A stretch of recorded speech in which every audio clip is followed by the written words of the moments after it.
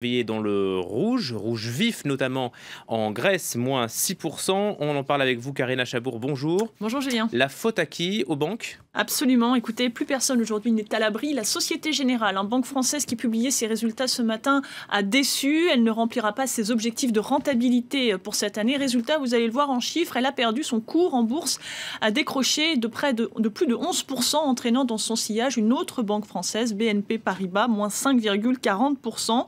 Outre-Rhin, Deutsche Bank, le poids lourd allemand, véritable banque systémique européenne, perd plus de 13%. Enfin, la première banque italienne, Unicredit, perd près de 10%. Au total, la valeur en bourse de l'ensemble des banques européennes a perdu plus de 350 milliards d'euros depuis la fin de l'année dernière. Le mouvement de défiance des investisseurs, limité début janvier aux banques italiennes, les plus fragiles, se propage à l'ensemble du secteur, à l'ensemble du vieux continent.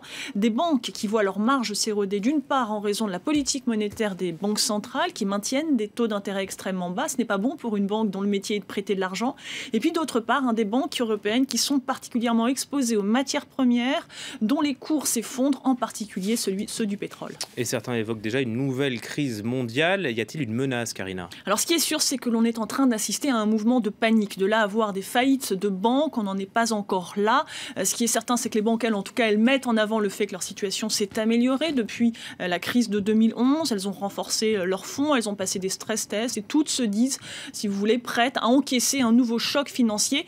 La publication de leurs résultats, qui est en cours, qui va se poursuivre dans les jours prochains, va permettre d'avoir une image, disons, plus précise de leur situation financière réelle. Mais ce qui est certain, c'est que si les cours, du pétrole continuent de chuter, eh bien, elles vont en souffrir. De même, si la croissance mondiale ralentit, en particulier celle des deux principales économies de la planète, la Chine, les États-Unis, les banques centrales vont continuer de maintenir des taux d'intérêt extrêmement faibles. C'est d'ailleurs ce qu'a fait ce matin la Banque centrale suédoise, puisqu'elle a réduit son taux d'intérêt directeur de 15 points à moins 0,50%. Et ça aussi, ça va continuer de rogner leur marge. Mario Draghi, le patron de la Banque centrale européenne, a même laissé entendre qu'il continuerait de maintenir ces taux d'intérêt extrêmement faibles, affirmant que la rentabilité des banques n'était pas de son ressort. Bref, les banques européennes vont devoir apprendre à vivre avec un taux de rentabilité bien inférieur à celui qui était dans le passé.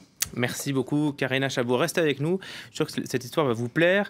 C'est la fin d'un mystère vieux d'un siècle, celui des ondes gravitationnelles. La théorie avait été exposée par Albert Einstein. Depuis, personne n'avait vu ces ondes. Eh bien, des scientifiques affirment les avoir détectées de manière concrète, une avancée majeure qui pourrait peut-être nous éclairer sur la formation de l'univers. Les explications nécessaires d'Axel May.